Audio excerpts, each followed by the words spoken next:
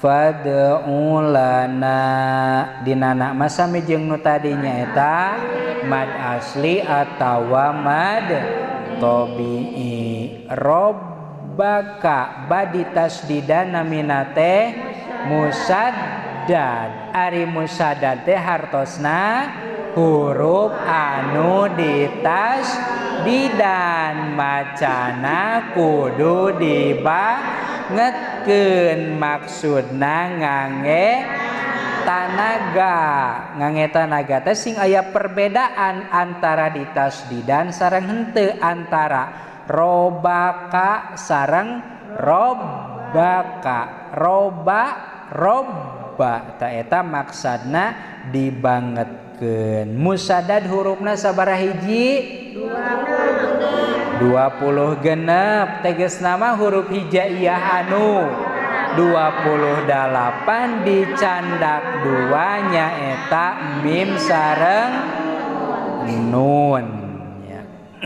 Ari urang mah lamun ditanya robba naon eta musaddad, sabada kitu teh fokus teh lain kana ngajawab naon musaddad teh, tapi milarian heula qaidah ieu mana musaddad teh tah. Mun geus kapanggih wah tenang. Pas ditanya qaidah apal sabab geus nyampak. Keun we kitu ge nya.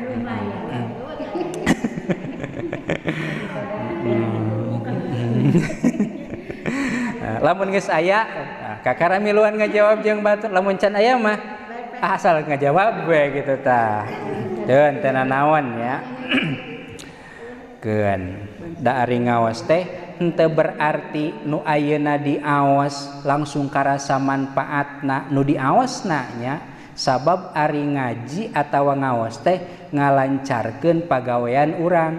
Pagaweanana mah ngored contona, tapi nu diaosna Quran. Ta eta teh tiasa gara-gara ngaos Quran ngoredna lancar. Ta tiasa kitu nya ngaos mah henteu berarti teu karasa ieu manfaatna ngapalkeun qaidah. Tah sanes kitu maksudna nya da ari ngaos mah kawajiban, rek tiasa rek henteu tetep ngaos mah wajib. Tiasa wae ganjaranana teh buat teuing pagawean urang jadi lancar teh wasilahna ngaos tanya. Teu kenging ngaraos sia-sia nya. Sia-sia teh kumaha atuh? Asa anger wae cenah teh baheula teh daek we katalar tah. Justru ku urang ngaos teh nyuparkeun kana kawajiban. Dalamun teu ngaos mah urang teh kumaha? Doraka nya teu ngaos mah. Robbaka alah tos wenginya.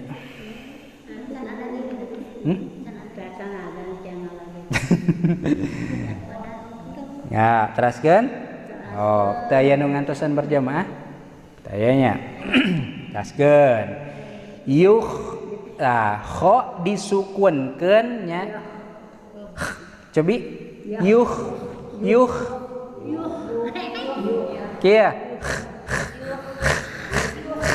Gitu. Henteu kudu kitu-kitu teh nya, nu penting aya yuh.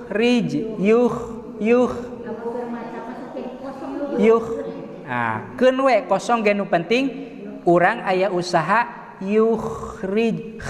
Tah kitu. Yuhrij.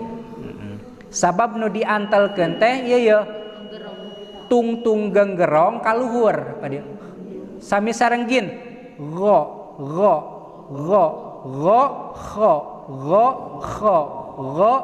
bentena teh ari gho mah si sorakna ditahan nya, si napasna ditahan gho rada teuas. Ari kho mah napasna bijil gho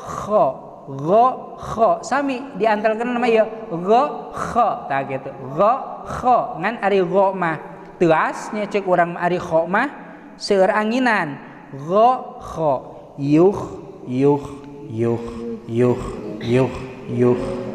gitu.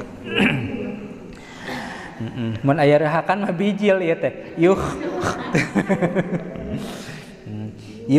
Rij jim disukunkeun ieu mah sami jiga nu tadi naon mad asli qalqala ro lana ieu ge sami jiga nu tadi mad asli atawa mad tabi'i. Mim mim ditasdidan gunnah. Naon ari gunnah teh? Sora anu bijil tina liang irung bari panjangna 2 harkat. Kumaha cara ngecek gunnah teh? Lamun irung ditutupan maka sora henteu bijil. Gunnah hurufna aya sabaraha hiji? 2 nyaeta mim sareng nun anu ditasdidan. Ditahan heula ngaosna teh mim mimma teh kangge langsung mimma tapi mimma sareng qaidahna wa gunna mimang summa sudida wasammi kulla harfa gunnatin bada kana mim nun anu ditasdidan kudu ngaharuskeun gunnah di ngaranan. Gunnah teh nyaeta sora anu harus nu ngahiang nyedekah na irung abus. Mimma eta mah sami mad asli atawa mad tabi'i. Tumbi nun paeh mayunan ba namina teh iklab. Ari iklab teh naon hartosna? Nukeurkeun. Naon nu ditukeurkeun?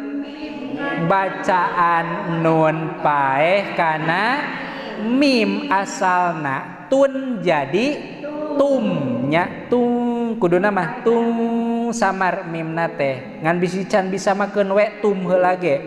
Tum bari macana ngangge naon?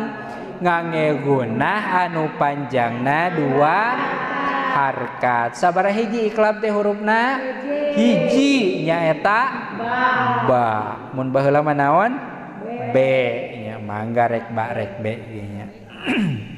Sareng qaidahna wasalisul iqlabu indal ba'i mimman bi gunnatin ma'al ikhfa'i katiluna iklab lamun yang dengan ba gantikeun kana mim gunnah campur ikhfa.